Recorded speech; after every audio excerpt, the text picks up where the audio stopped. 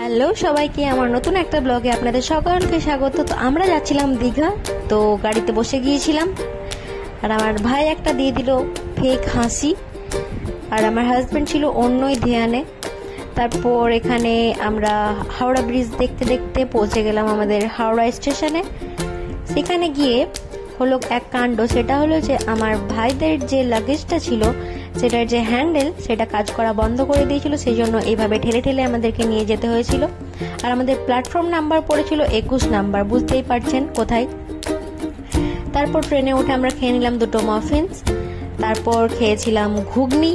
ঘুগনি খাওয়ার পর নিয়ে নিয়েছিলাম ওই ছোলার একটা চাট আর আলু কাবলি।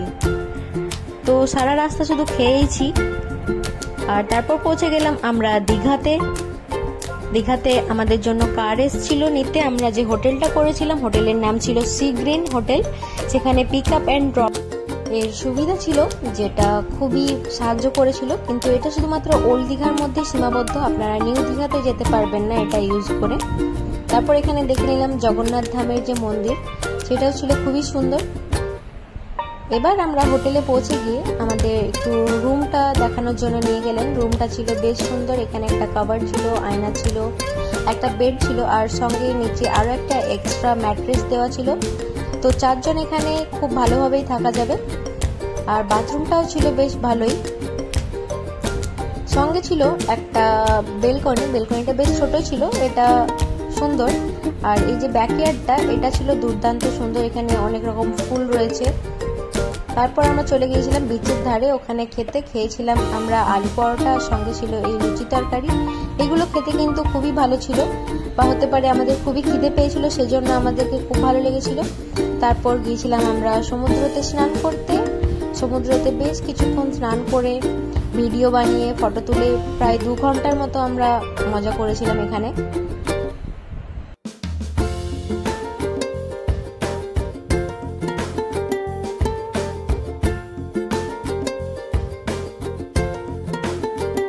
সমুদ্র স্নান কমপ্লিট হওয়ার পর আমরা নিয়ে নিয়েছিলাম এখানে গলদা চিংড়ি মশলা ফ্রাই। এটা খেতে কি যে ভালো ছিল আপনাদের বলে বোঝাতে পারবো না। তো এখানে সমুদ্রের ধারে খেয়ে তো আরোই ভালো লাগলো।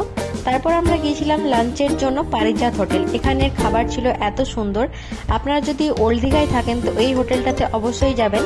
এখানের প্রত্যেকটা ডিশ ছিল খেতে অসাধারণ, গেলে একদমই হতাশ হবেন না। আর এখানে যে দইটা দিয়েছিল সেটাও খেতে ছিল খুবই সুন্দর। হোটেলের নাম হলো পারিজাত হোটেল। তারপর আমরা সন্ধ্যায় গিয়েছিলাম এই মার্কেটের দিকে, বিচের যে মার্কেট। এখানে তো দেখলাম বিভিন্ন ধরনের মাছ, কাঁকড়া, অক্টোপাস, সব ধরনের সবকিছুই আছে। আর এখানে রয়েছে দীঘার ফেমাস যে শাঁখের তৈরি আয়না, চিরুন, এই সব কিছু। তারপর এখানে রয়েছে বাচ্চাদের খেলনা, এই সব কিছু দেখছিলাম, কিছু কিনিনি কিন্তু। আর এইসব কত আর কিনবো, এইসব আর ভালো লাগে না। একটা করে ম্যাগনেট কিনে বাড়ি চলে এসেছিলাম। তারপর আমরা ওখানে খেয়েছিলাম সেদিন রাত্রে একটা নিয়ে নিয়েছিলাম বড় সাইজের ভেটকি ফ্রাই নিয়েছিলাম, ওটাই খেলাম সমুদ্রের ধারে বসে।